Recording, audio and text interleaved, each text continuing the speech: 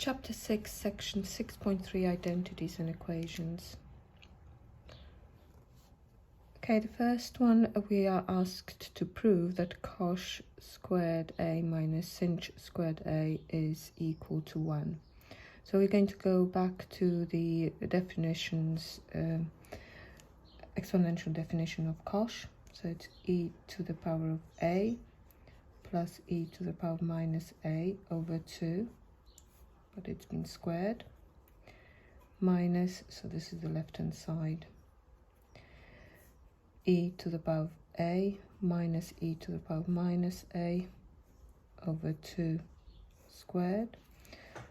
You can use the difference of two squares, or you could just expand it. It's up to you. I'm going to expand it. So e to the power of 2a plus 2e to the power of a e to the power of minus a plus e to the power of minus 2a over 2 minus e to the power of 2a minus 2e to the power of a times e to the power of minus a plus e to the power of minus 2a over 2 squared, by the way, here, over 2 squared. Okay, so let's put them together. It's going to be all over 4. You're going to have e to the power of 2a minus e to the power of 2a, so they will cancel. You'll have e to the power of minus 2a minus e to the power of minus 2a, so they cancel. And you'll be left with 2e to the power of 0, so 2 minus minus 2, so it's 4. So that's 1, which is your right-hand side, so it's proven. Let's look at example 9. This time I'm going to start from the right hand side because it's a little bit bigger and busier. I can actually replace, well, I could replace here, but it'll get a smaller expression. I think start with the right hand side. So e to the power of a minus e to the power of minus a over 2 multiplied by e to the power of b plus e to the power of minus b over 2 plus e to the power of a minus e plus e to the power of minus a over 2, and this one will be e to the power of b minus e to the power of minus b over 2. Okay, so it will be over 4. You will have e to the power of a times e to the power of b minus e to the power of minus a times e to the power of b plus e to the power of a e to the power of minus b minus e to the power of minus a e to the power of minus b. That's the first fraction. Okay, the second fraction is e to the power of a e to the power of b plus e to the power of minus a e to the power of b minus e to the power of a times e to the power of minus b, and then minus e to the power of minus a e to the power of minus b over 4. So let's have a look. So how many terms have we got here? We've got e to the power of, we've got 2 lots of e to the power of a e to the power of b, so I've sorted these out. With the minus a and b, I've got minus 1 and 1, so they cancel. Then I've got a and minus b, they will cancel. And you're left with 2 e to the power of minus a e to the power of minus b over 4. Divide by 2. Let's see what we're going to get. You're going to get e to the power of, so you're getting e to the power of a plus b minus the 2 cancels, e to the power minus a plus b over 2, and this is our sinh a plus b, which is our left hand side. It will be a lot harder starting from this side and trying to approach, because you need to generate those extra terms here that have cancelled, so it will be very easy. Okay, so we've got a few more examples. Example 10. You've got cosh 2a. Let me just show you. So you've got cosh 2a is equal to 1 plus 2 sinh squared a. So we are going to, over here, let's again start from the right hand side, because it's looks like there's more that I can do there. So it's going to be 1 plus, this one here can be 2 lots of e to the power of a minus e to the power of minus a over 2 all squared. So it's 1 plus 2, let's square this, so it's e to the power of 2a minus 2 lots of e to the power of 0, so that will just remain as minus 2, plus e to the power of minus 2a over 4. The 4 and 2 will cancel and bring this to the common denominator. So we'll have 2 plus e to the power of 2a minus 2 plus e to the power of minus 2a over 2. The 2's cancel and you are left with cosh 2a, which is our left hand side. So it's proven. Okay, so let's just have a little chat about what we've noticed. So far we have proven these two results. If you look at the trig results that corresponded, so trig identities. So the first one here, let me just put it next to this one, cos squared a minus sine squared a equals to 1. This one here, you've got sine a plus b is equal to sine a cos b plus cos a sine b, exactly the same. And then cos 2a is equal to 1 minus 2 sine squared a. Sorry, this one is sine squared plus cos squared plus cos squared equals 1. You know it like that better. Okay, so what is the difference? So over here we've got minus sine sinh squared, here you've got positive sine squared. This one exactly the same, and this one instead of negative sine squared a, you've got positive sinh squared a. So what this means that you're actually going to get every identity that you are going to be working with, you will be able to use the identities from trig functions that you've learned before by applying Osborne's rule, and I'll explain in a minute how you'll be able to generate these. So the rule, Osborne's rule, is very, very simple. If you have causes in the identity, they just go to causes. So minus cos will go to minus cos, plus cos will remain as plus cos.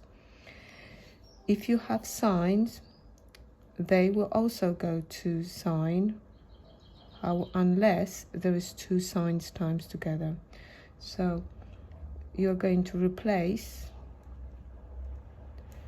sine squared a with minus sinh squared a.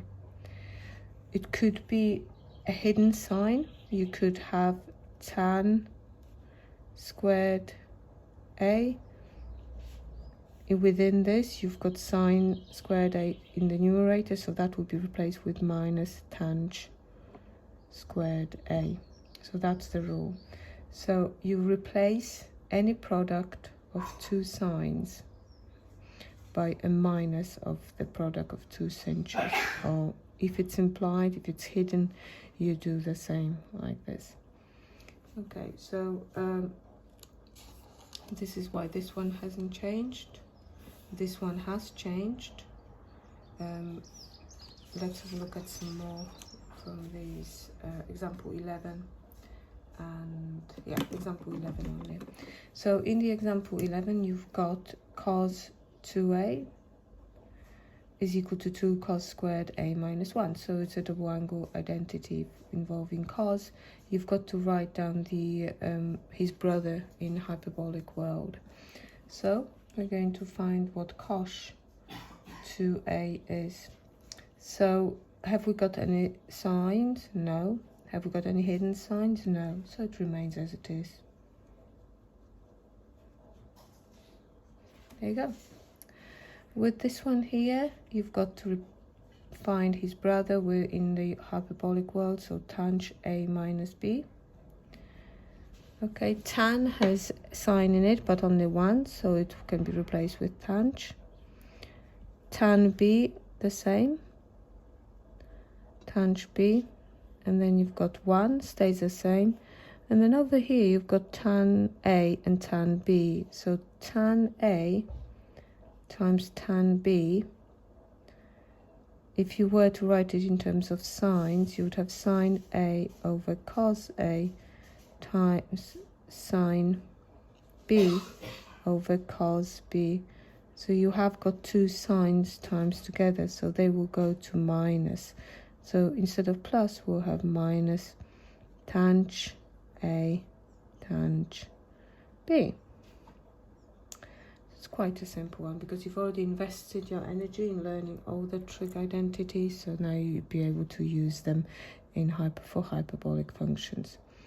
Okay, let's do example 12. You are told that sinh x is equal to 3/4, and now we have to find the exact value of cos, tan, and sinh. So how am I going to find cos? Well, you're going to use the identity that we mentioned before. You've proven it. So remember, for sine and cos, if it was sine and cos, you would use sine squared x plus cos squared x is equal to 1. But in hyperbolic world, that would go to minus sinh squared x plus cos squared x is equal to 1.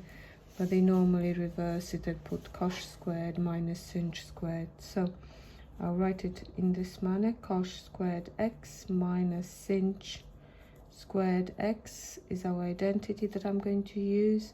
Because I know what sinh is, I'll be able to replace it with 3/4. So sinh squared x plus 1. So it's 3/4 squared plus 1 cos here. You have to make sure you don't accidentally put cos, because they could deduct some marks from your work. The final accuracy mark will be sometimes, not always, taken off. So 16, it's going to give you 25 over 16. So cos x could be plus or minus 5 over 4. But you know that cos is always greater than or equal to 1, so you're only going to use cos x is equal to 5 over 4. So we've just been asked to find the value of cos x, which is that. Okay, to find what tan x is, we already have cos x, we've got sinh, so tan is going to be sinh x over cos x. So we're just going to put these values, 3/4 divided by 5/4, which is 3/5. And then for sinh, you use the double angle formula to sinh x cos x, no change of sign because there's only one sign involved. It's 2 times 3/4 times 5/4. So that cancels, and you've got 15 over 8. so that was example 12. Okay, moving on to example 13. We're going to solve the following equation. So we're going to use our exponential definitions to replace sinh and cosh. So it's 6 times e to the power of x minus e to the power of minus x over 2 minus 2 times e to the power of x plus e to the power of minus x over 2 is equal to 7. Cancel these like so, and you've got 3 e to the power of x minus 3 e to the power of minus x minus e to the power of x minus e to the power of minus x, take care with incorporating that minus, is equal to 7.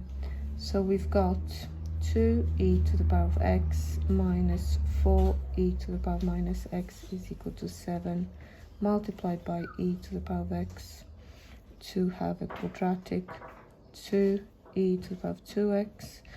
I'll move that 7 across, that will get 1e, and then we've got minus 4 will be left because it will be times by e to the power of x, and then you'll have e to the power of 0. Okay, so let's see if you can factorize it. It looks like you may.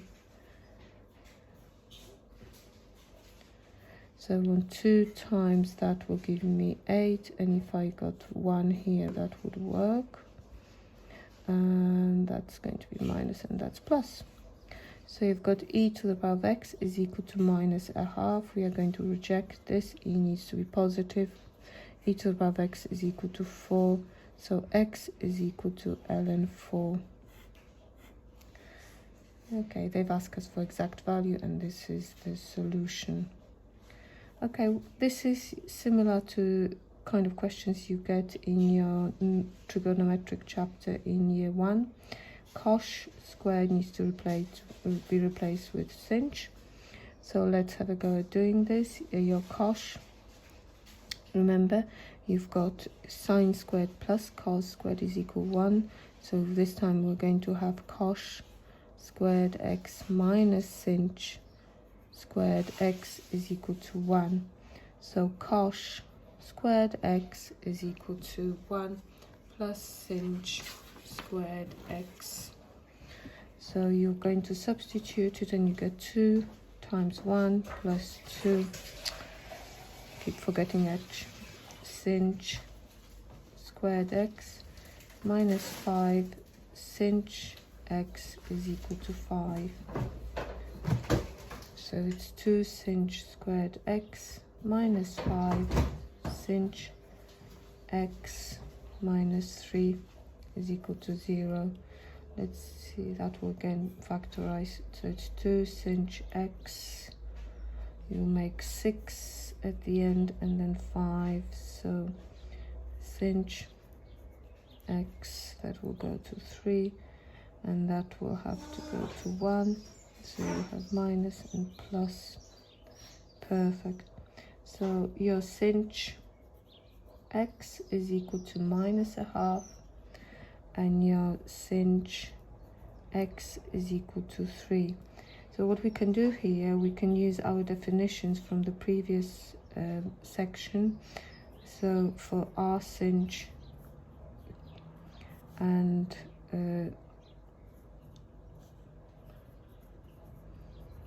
let me remind you, you don't need to go back to scratch. Your if you've got to solve that, your r sinh of x is equal to ln of x plus x squared plus 1 square rooted was x squared minus 1 for cosh. So we're going to put minus a half into this, and then you've got plus minus a half is going to give me a quarter. There you go. And this one is going to give me ln. Oh, why have I got both minus a half? This one was 3. Just getting tired now.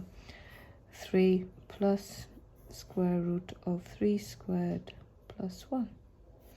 You pop it into the calculator to work out nicely looking answer.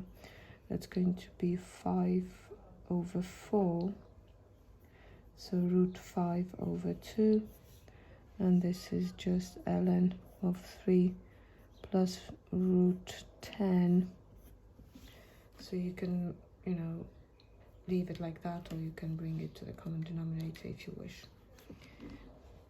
Okay, 2 solutions. Remember, there was no rejections here because sinh is defined for all real values. It's got the range of real values. Okay, so this one here again, double angle formula needs to be changed to a single. We've got to replace it with cosh, so there's no change in the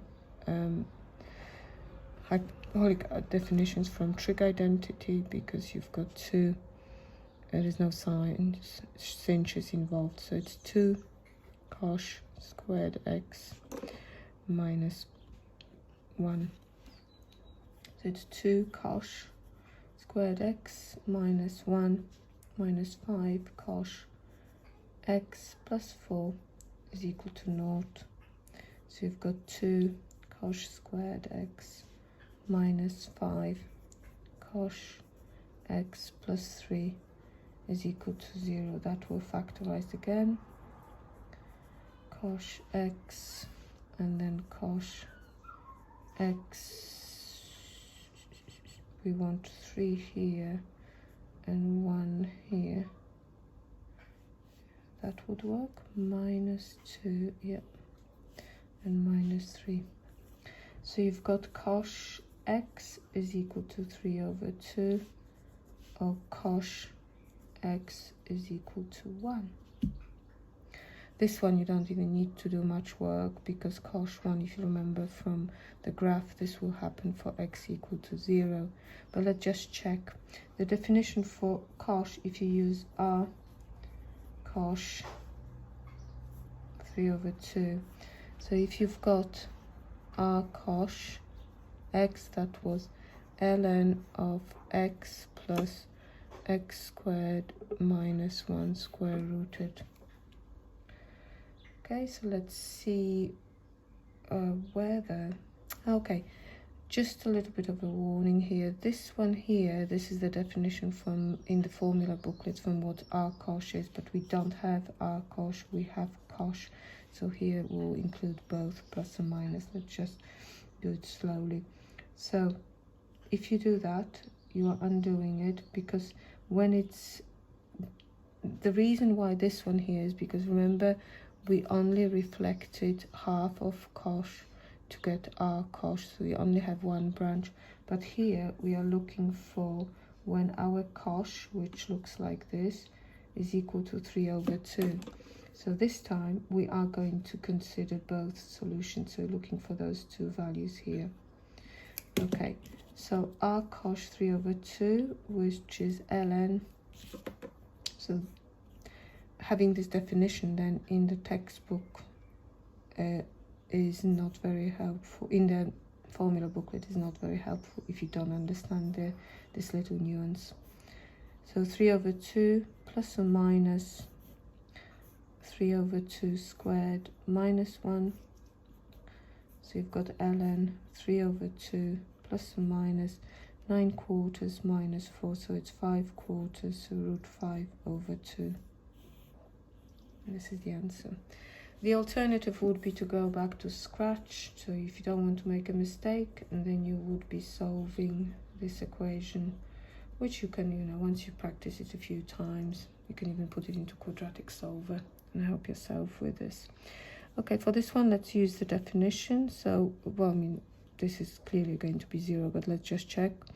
So x is going to be ln of x plus or minus, so it's 1 plus or minus square root of 1 squared minus 1. So that's ln 1, which is 0. Okay, so exercise 6c, which is quite a long exercise. So take your time with this and be very, very careful. Check every answer.